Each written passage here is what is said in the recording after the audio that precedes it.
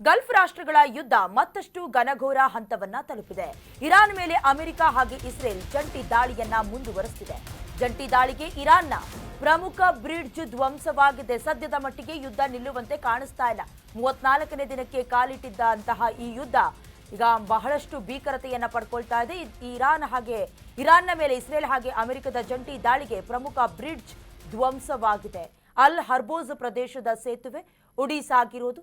ಸ್ಫೋಟದಿಂದ 8ಕ್ಕೂ ಹೆಚ್ಚು ಜನರ ಸಾವಾಗಿದೆ ಸ್ಥಳದಲ್ಲಿ. ಇಸ್ರೇಲ್ ಹಾಗೆ ಯುಎಸ್ ದಾಳಿಯಿಂದ ಹಲವರಿಗೆ ಗಂಭೀರ ಗಾಯಗಳಾಗಿತ್ತು. ಅವರನ್ನ ಹಾಸ್ಪಿಟಲೈಸ್ಡ್ ಕೂಡ ಮಾಡಲಾಗಿದೆ, ಚಿಕಿತ್ಸೆಗೂ ಕೂಡ ಒಳಗಾಗಿದ್ದಾರೆ. ಈಗಾಗಲೇ ಇರಾನ್ ಹಾಗೆ ಇಸ್ರೇಲ್ ಹಾಗೆ ಅಮೆರಿಕ ಜಂಟಿ ಕಾರ್ಯಾಚರಣೆಯ ಯುದ್ಧ ಬಹಳ ತೀವ್ರತರವಾಗಿ ಸಾಗ್ತಾ ಇದೆ. ಒಂದು ಕಡೆ ಅಮೆರಿಕ ಅಧ್ಯಕ್ಷ ಡೊನಾಲ್ಡ್ ಟ್ರಂಪ್ ಇರಾನ್ ಅನ್ನ ವಶಪಡಿಸಿಕೊಳ್ತೀವಿ ಅಥವಾ ಕೆಲ ಅಣ್ವಸ್ತ್ರ ತಯಾರಿಕಾ ಘಟಕಗಳ ಮೇಲೆ ನಿಯಂತ್ರಣ ಸಾಧಿಸ್ತೀವಿ, ಇನ್ನು ಮುಂದೆ ಯಾವುದೇ ಅಣ್ವಸ್ತ್ರಗಳನ್ನು ಉತ್ಪಾದಿಸಬಾರದು ಅನ್ನುವಂಥ ಕಾರಣಕ್ಕೆ ಶುರುವಾದಂತಹ ಯುದ್ಧ ಭೀಕರತೆಯ ಸ್ವರೂಪವನ್ನ ಪಡ್ಕೊಳ್ತಾ ಇದೆ. ಮುಂದುವರೆದು ಯುದ್ಧವನ್ನ ನಿಲ್ಲಿಸಬೇಕು ಅಂತ ಈ ಹಿಂದೆ 5 ದಿನಗಳ ಕಾಲ ಯುದ್ಧಕ್ಕೆ ಬ್ರೇಕ್ ಆಗಬೇಕು ಅನ್ನುವಂಥ ತಾಕೀತು ಕೂಡ ನಡೆಸಿದ್ರು. ಬಟ್ ಇರಾನ್ ಮಾತ್ರ ಇದು ಯಾವುದೇ ಎಚ್ಚರಿಕೆಗೂ ಕೂಡ ಏನು ಎದುರುಕೊಂಡಂತೆ ಕಾಣಿಸ್ತಾ ಇಲ್ಲ. ಮುಂದುವರೆದು ಪ್ರತಿಕಾರದ ಸುಳಿವನ್ನ ಕೂಡ ಕೊಡ್ತಾ ಇದೆ.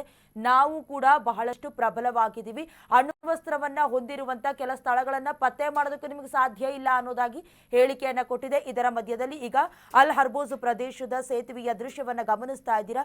ಉಡೀಸು ಮಾಡಿದೆ. ಸ್ಫೋಟದಿಂದ 8ಕ್ಕೂ ಹೆಚ್ಚು ಜನರ ಸಾವಾಗಿದೆ. ಕರ್ನಾಟಕ ನ್ಯೂಸ್ ಬೀಟ್ ಫಾಲೋ ಮಾಡಿ, ಸಬ್ಸ್ಕ್ರೈಬ್ ಮಾಡಿ.